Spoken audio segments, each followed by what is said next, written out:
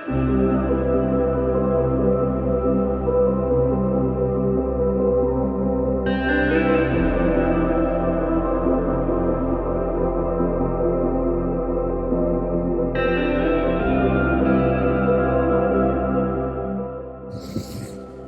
turn to a new year, even the one emerging from as eventful as one of 2020, makes the cycle of sunrise and sunset, night and day, be seen as a new beginning and transformation.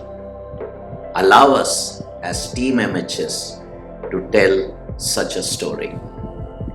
January 2020 at MHS began on a high note with an event in collaboration with the Western Naval Command of the Indian Navy, which examined and explored the history and heritage of the Konkan Coast region with an emphasis on culture, connection and community.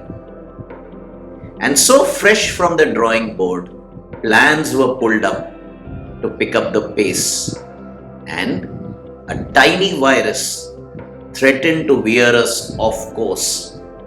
Doldrums became real and the first wave hit hard. That brought Gregory Williams' quote alive. On the other side of the storm lies the strength from having navigated through it. So raise your sail and begin. Team MHS has sailed through squalls and storms and crossed the turn of the year waypoint into 2021, having promoted sea-mindedness and maritime awareness through different avenues. This tack from turbulence to timeliness was needed for MHS to continue its operations and enable us to be enhanced influencers for greater maritime consciousness.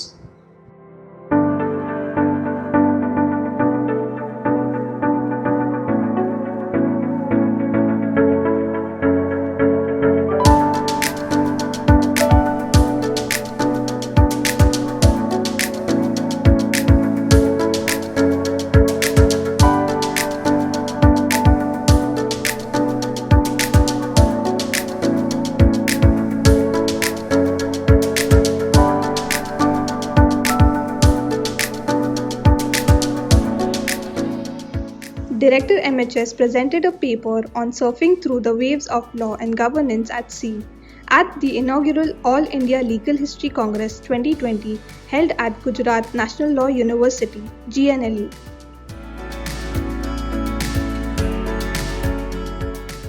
A trilateral workshop as a collaborative event between Maritime History Society, Department of Civics and Politics, University of Mumbai, and School of Security Studies, Central University of Gujarat, was conducted on the theme of Maritime Journey of Contemporary Indian Security and Indian Perspective.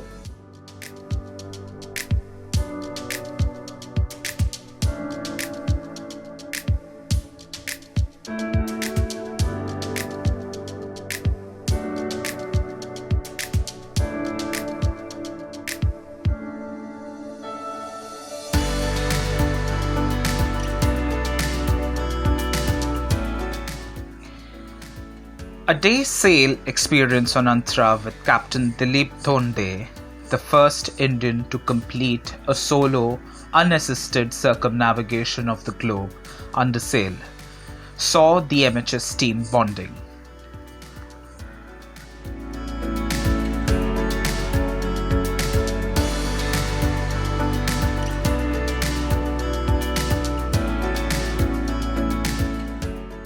Going digital is a huge step for any academic institute. All within the first 2 months of the lockdown, MHS launched its own website www.mhsindia.org and made its digital presence felt on the web and various social media platforms.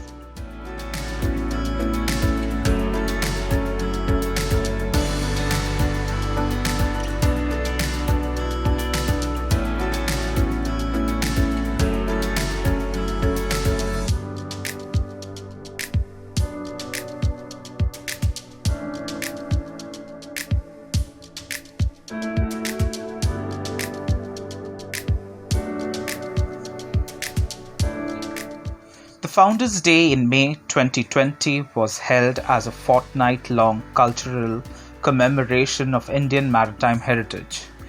It was a fine blend of academic content with music, art, and dance to present a complete maritime spectrum.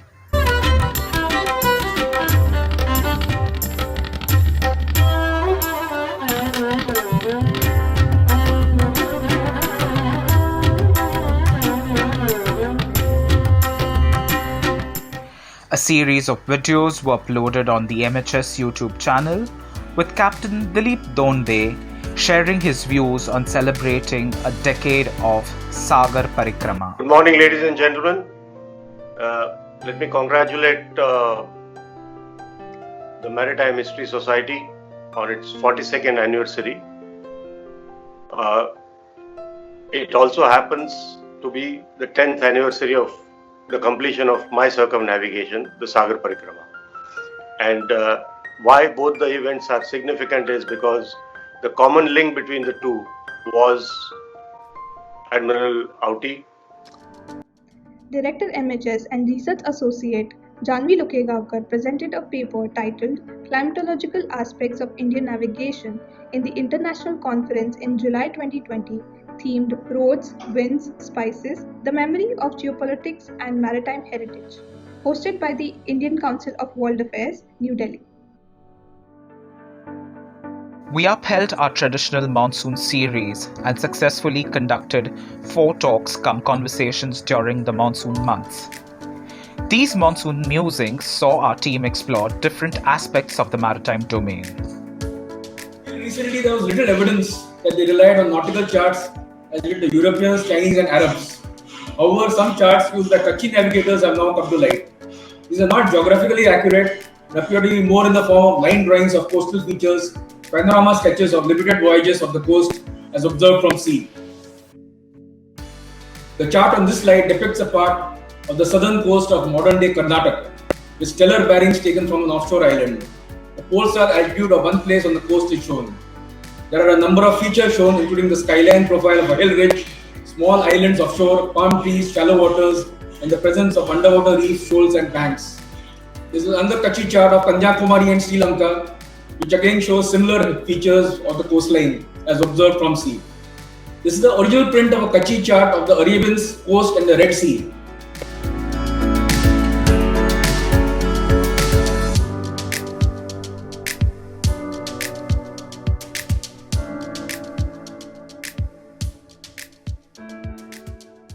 We see the oceanic voyages as narratives of conquests, as means to create empires.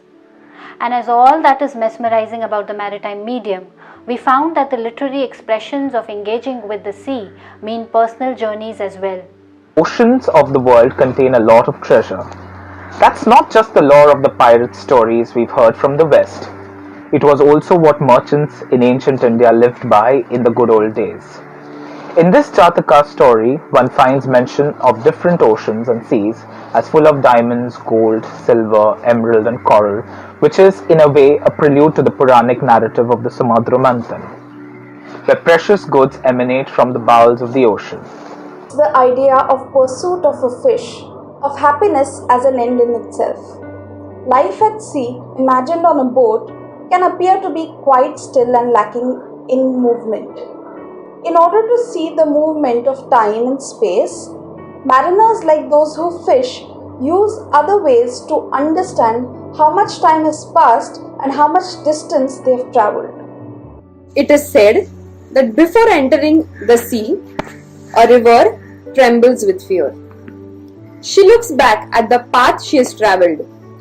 From the peaks of the mountains, the long winding road crossing forests and villages, and in front of her, she sees an ocean so vast that to enter there seems nothing more than to disappear forever.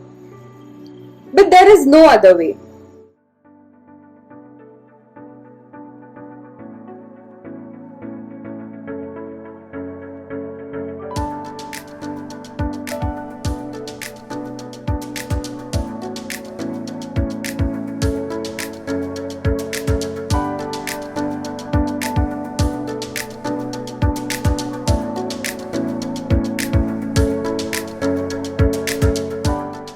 coasts are witness to millennia of maritime culture.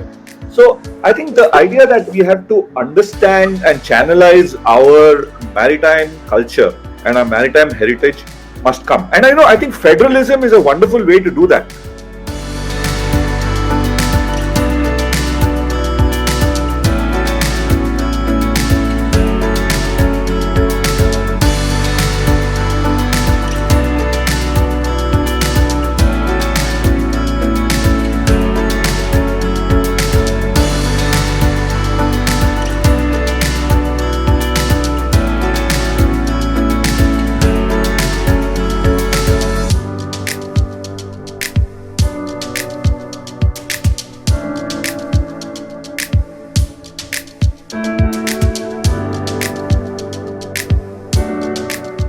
For budding maritime enthusiasts, sailors or writers or storytellers in any way, give us a closing word in that same breath, not just Admiral Ortiz, from your side.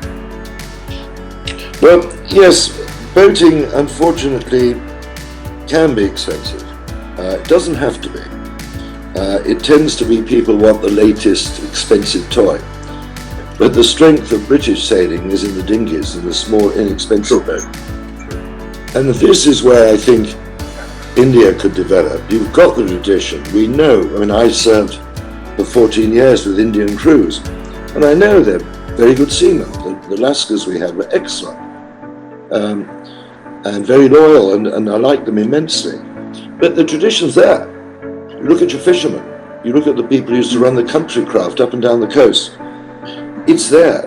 What you haven't yet done is open people's eyes to the fact that it's a wonderful leisure pastime, and it doesn't have to be expensive.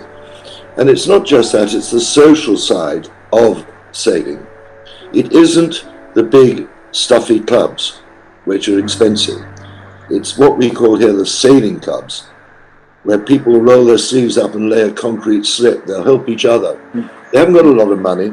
The clubhouse is probably a garden shed. But are they sailors? Yes. Do they develop sailing? Yes. Do they train young people? Yes. And that's where the strength of British sailing is. And I believe that's where it should grow in India. So thanks a lot. That's a good note. And I always say the best tribute to Manohar Apte is go to the sea. Don't just stay on the shore. Just get to the sea in any manner. And if you can't, we add a line, at least write about it or read about it. So thank you, Sir Robin. Thank you for joining on this very momentous occasion for us, because in India, if we talk of maritime legacy, Manohar Apte will very much be a very major voice in that. So it's great for you to join, and I'm sure he must be smiling from up there at the stuff that we have been talking about. So great. He would turn around and say, "Why didn't you mention this?" That's true.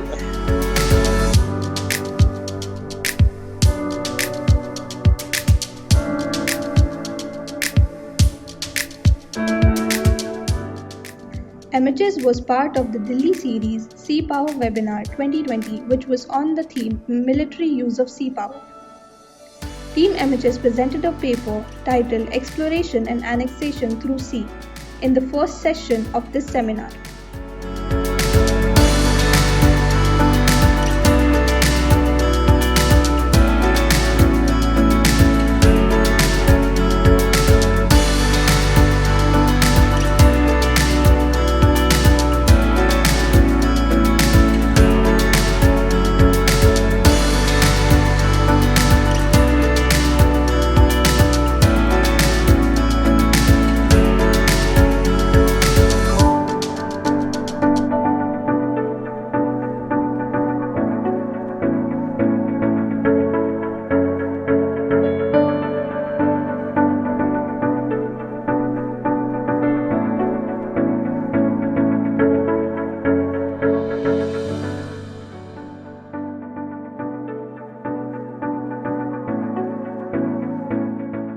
In November 2020, our flagship event, the National Maritime Heritage Conclave, celebrated the unsung frames of Indian maritime history. Many eminent speakers and scholars shared views on various topics, including coastal communities, influence of women in Indian maritime history, and trans-maritime connectivity across the Indian Ocean region. That was coming from the west, particularly from Mesopotamia and from Egypt. That wealth was used by the Harappans for the development of the culture, and that is how at one stage, maybe in the middle of the 3rd millennium BC, the Harappans could develop cities and towns because that wealth that was coming. In fact, that was used for this particular purpose. As you're aware, we had shipbuilders such as the Wadiyas, the famous Wadiyas. We had the Bombay Dockyard, which is more than 250 years old, which produced a large number of ships which are even now floating, such as the Trincomalee, produced for the British Navy. Bengal, the coastal area, cutting across the present boundaries of the nation state, consist, say, from the western part of Bengal, the lower part of West Bengal, western part of Midnapur district to Chattogram in the southeasternmost part of present-day Bangladesh, traversed here by the largest delta, which is intertwined inextricably with the coast, the Sundarbans, and the Bay of Bengal, the largest bay in the world. Boatmen, the navigas, they figure in various occasional inscriptions, but also in popular literature of the Charyapadas, even in the sense of a metaphor and images. Familiar with, and those who are not, the Benice Valleys are the Jewish community. They are the Jewish diaspora that settled in India more than 2,000 years ago. And I think they're believed to be one of the oldest diaspora on the western coast, if not India. It is oral history. There is a community belief around this, and they believe that there was a ship that came from somewhere in the Middle East, somewhere perhaps in Palestine, and this ship was carrying somewhere around 40 passengers. Out of these 40 passengers, it is believed that in the shipwreck, only 7 men and 7 women survived. And these 7 men and 7 women struggled and came on the western coast of India. They landed on one of these villages, and they were taken in by the local Koli and Agri communities who were already living there. There was his young niece known as Rani Abaka. The fierce independent princess has been trained in sword fighting, archery, cavalry, military strategy, diplomacy, and every other subject of a statesman at a very young age. As such, when Abaka was crowned the Queen of Ullal, she was deeply aware of the threat posed by the Portuguese present on the coast and was equally determined to resist it with all she had. From the very dawn of the Indus Valley civilization. Thus, maritime history and heritage is a testimony of our strong connection and relationship with the sea. Knowledge across all components of navigation must surely have existed. Seemingly simple things like winds, tides, currents, observation of celestial bodies, and so forth have today shape-shifted into complex disciplines such as oceanography.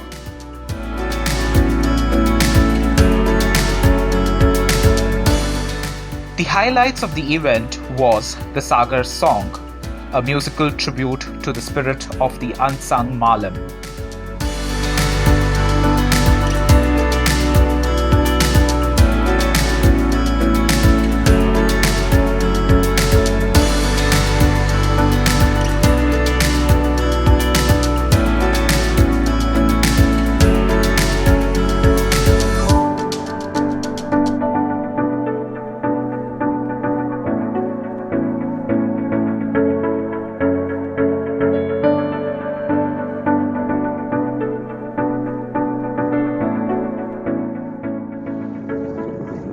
Hi, and it's a great joy to be in Mumbai Harbour.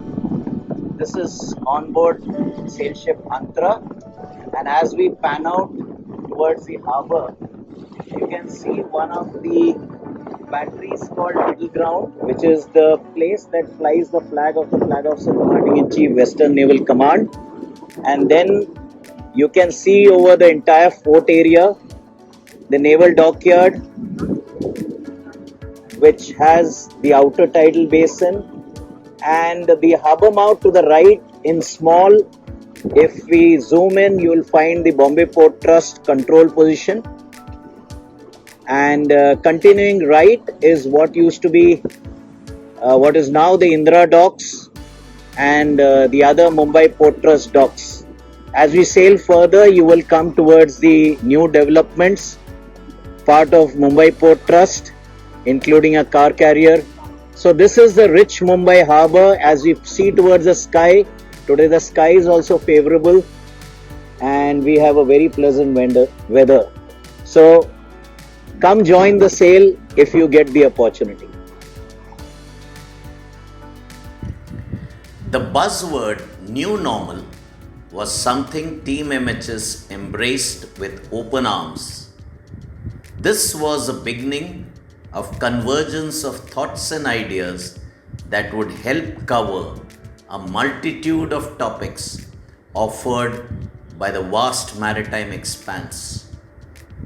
We were clear that we had to keep up with our long-standing legacy of academic discourse, yet make it interesting and digital friendly to pique interest towards underexplored subject of the maritime dimension. I am honored to state that the team remained on oars to surge through this learning curve. Team MHS, along with Naval History Project and Amar Chitra Katha, collaborated on an interesting project, a 3-part series titled Naval Journey of India that has been envisioned. A creative convergence of ideas with contributors from this triumvirate has brought out Book 1 of this series titled A Millennia of Sea Travels in December 2020.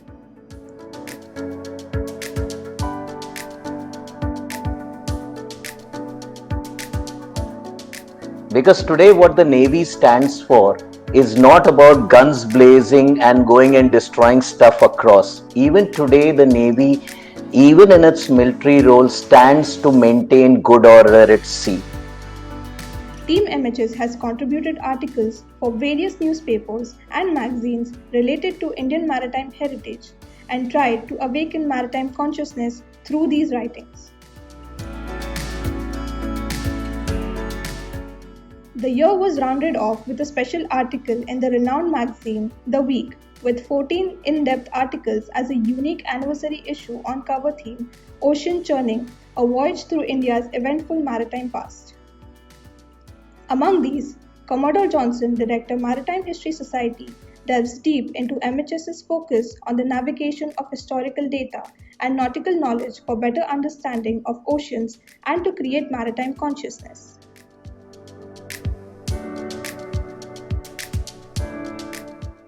The participation of Team MHS in Jashn-e-Dastan-e Mumbai, a 3-day-long festival hosted by Mumbai's iconic Asiatic Society, was lauded as the team discussed a maritime journey of Mumbai, which created awareness with the audience.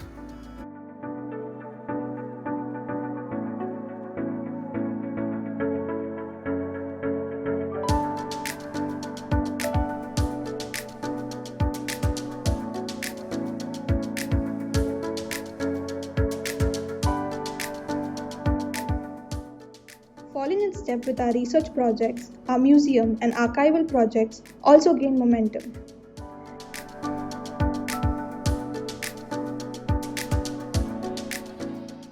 Collaborations with Deccan Archaeological and Cultural Research Institute, Hyderabad, and Chhatrapati Shivaji Maharaj Vastu Sangrahalaya, Mumbai, have sowed seeds of growth.